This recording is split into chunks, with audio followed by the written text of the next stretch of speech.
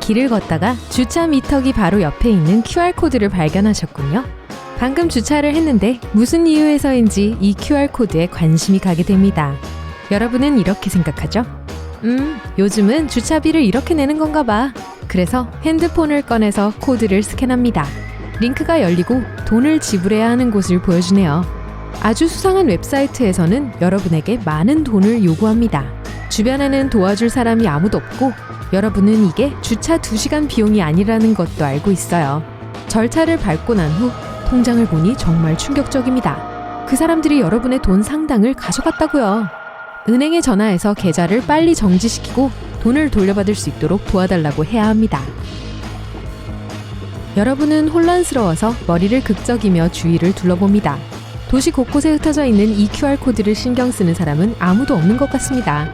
다른 사람들에게 이걸 보여주면 그 사람들도 놀라해요. QR코드는 퀵 리스폰스, 즉 빠른 응답이라는 뜻입니다. 코드를 스캔하면 어떤 것에 대한 정보를 빨리 얻을 수 있으니까요. 무언가에 대해 새로 배우거나 레스토랑의 메뉴를 확인하는 데는 단 몇 초밖에 걸리지 않습니다.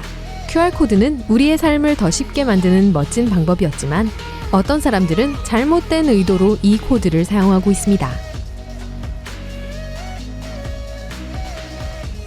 많은 전문가들은 길거리에서 아무 QR코드나 스캔해서는 안 된다고 경고하고 있습니다. 왜냐하면 여러분의 개인정보와 은행정보를 가져가고 신분증에 접근할 수 있는 사기 웹사이트로 접속될 수도 있기 때문이에요. 아까 주차비를 지불하려고 했을 때처럼요. 여러분이 스캔한 QR코드는 은행정보를 포함해 모든 개인정보를 넘겨줬던 가짜 웹사이트로 연결되었습니다. 이 사기 사건의 배후에 있는 사람들은 이제 여러분의 계좌에 접속해서 원하는 만큼 돈을 인출할 수 있습니다. 심지어 이메일이나 전화번호와 같이 더 자세한 정보를 요구할 수도 있습니다. 이런 정보는 상대를 신뢰하지 않는 한 알려줘서는 안 됩니다. 이 QR코드를 제거할 수 있도록 도움을 요청하세요. SNS에서 여러분은 이 속임수에 속아 돈을 잃은 수십 명의 사람들이 있다는 것을 알게 됐습니다.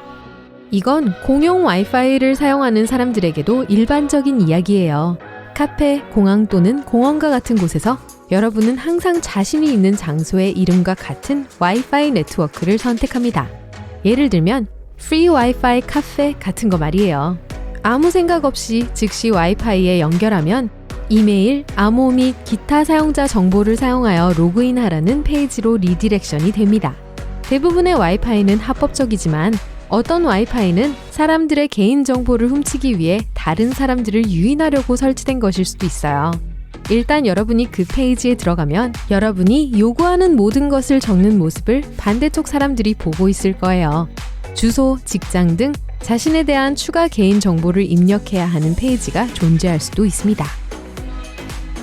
이런 사기를 피하는 가장 좋은 방법은 도움을 줄 수 있는 사람에게 물어보고 안전한 와이파이 네트워크만 사용하는 것입니다. 또는 원격 작업을 위해 특정 장소를 자주 방문한다면 똑같은 와이파이 라우터에 연결하도록 하세요.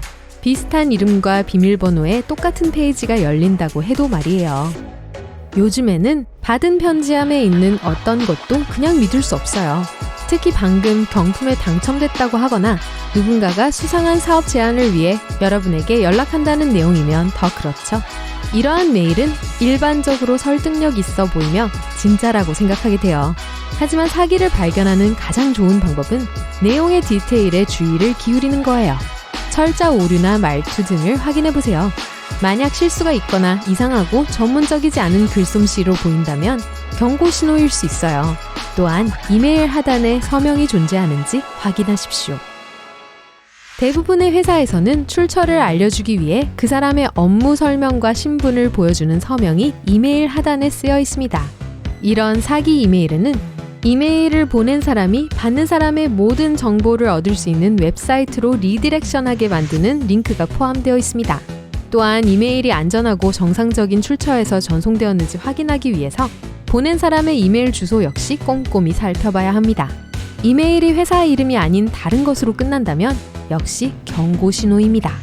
때때로 사기꾼들은 상사나 동료 혹은 친구까지 여러분의 지인인 척을 하려고 합니다. 매우 설득력 있는 방식으로 여러분에게 메시지를 써서 진짜로 그 사람들이 여러분에게 메일을 보낸 것이라고 생각이 될 거예요. 이런 종류의 이메일은 진짜가 아닐 수도 있습니다. 정보를 회신하거나 전달하기 전에 원본과 내용을 확인하고 해당 내용을 보낸 사람에게 한 번 더 확인하세요. 주로 대기업 같은 직장에서 높은 지위를 가진 사람들이 목표물이죠. 이런 판에서 대어로 여겨지니까요. 이메일에는 약점이 될 수도 있는 민감한 정보를 빼가려고 하는 링크가 들어가 있을 수도 있어요. 인터넷에서 자신을 보호하는 것은 쉽지 않아요. 높은 집중력과 노력을 필요로 하죠. 중요한 데이터를 나쁜 사람의 손에 넘겨줄 수 있는 기술은 아주 많아요. QR코드는 여러분의 삶을 더 쉽게 만들어줄 새로운 기술을 오용한 하나의 예일 뿐입니다. 하지만 걱정하지 마세요. 모든 QR코드가 나쁘다는 건 아니니까요. 시장에 있는 모든 새로운 기술처럼 잘못된 방법으로 악용될 수 있다는 거죠. 우리가 알고 있는 인터넷은 웹 3.0으로 새로운 국면에 접어들고 있습니다. 인터넷은 컴퓨터 장치를 미국 전역의 대학과 연결하기 위해 60년대에 탄생했습니다. 처음에는 4개만 사용되었지만 결국 다른 대학들도 여기에 참여했고 이후에는 유럽까지 확장되었습니다. 그 후에 이 시스템은 인터넷이라고 알려지게 되었어요. 90년대 우리는 인터넷의 유망한 첫 번째 해를 확인했습니다. 웹 1.0이라고 알려져 있죠. 어렵게 들릴 수도 있지만 이건 웹사이트가 정적이고 사용자가 상호작용을 할 수 없다는 뜻이에요. 그럼에도 불구하고 모든 사람들은 인터넷이 서로 소통하고 정보를 수집하는 새로운 방법이 될 것이라는 것을 알고 있었습니다. 사람들이 인터넷에 콘텐츠를 업로드하는 것은 시간 문제였습니다. 블로그, 포럼, 댓글, 기사, 메시지 앱을 통해 사람들은 사랑에 빠지게 된 웹사이트에서 서로 의사소통을 할 수 있었습니다. 웹 2.0은 지금의 SNS에 대한 인기를 증가시켰고 자신의 음악과 비디오를 업로드하고 사람들이 전 세계에 친구나 가족과 항상 이어져 있을 수 있도록 만들어줬어요. 놀라운 성과였지만 몇 가지 단점은 피할 수 없었습니다. 온라인에서 공개적으로 누군가에 대한 정보를 캐내는 것이 엄청나게 쉬워졌으니까요. 요즘 시대의 온라인 사생활이라는 건 기본적으로 존재하지 않습니다. 그러나 웹 2.0의 주요 문제는 누군가 콘텐츠를 업로드할 때마다 기술적으로 그 내용이 더 이상 사용자의 것이 아니라는 것입니다. 웹 3.0은 블록체인 기술을 중심으로 구축되며 새롭고 향상된 버전의 인터넷이 될 것입니다. 블록체인은 공개적으로 액세스할 수 있는 도메인으로 모든 사용자에게 투명한 과정을 보여줍니다. 예를 들어 만약 예술작품을 업로드한다면 여러분이 원래 창작자라는 걸 사람들이 알게 될 것이라는 뜻이죠. 아무도 여러분의 작품을 자기 것이라고 주장할 수 없습니다. 그리고 이는 온라인에서 거래될 수 있는 모든 것에 해당되어 이렇게 하면 콘텐츠 작성자를 최대한 보호할 수 있을 겁니다. 2022년 현재는 아직 초기 단계에 있지만 점점 더 흥미로워질 거예요. 주요 기업들에서는 사람들이 가상현실로 자신을 이동시킬 수 있는 메타버스도 개발하고 있고요. 이 세상에서 여러분은 친구들을 만나고 물건을 사고 주변의 세상과 교류할 수 있습니다. 원하는 아바타를 골라 입고 싶은 옷을 입을 수 있죠. 우주인 분장을 하고 싶다고요? 할 수 있어요. 메타버스를 타고 다른 행성으로 가서 이상하게 생긴 모든 종류의 아바타를 만날 수 있습니다. 심지어 집에 물리적으로 앉아있는 동안 업무 공간에서 다른 동료들과 업무에 대해 논의하는 다양한 회의에 참석할 수도 있습니다. 게임은 또한 플레이어가 누구나 또는 무엇이든 될 수 있는 세상에 몰입할 수 있는 완전히 새로운 경험으로 향상될 것입니다.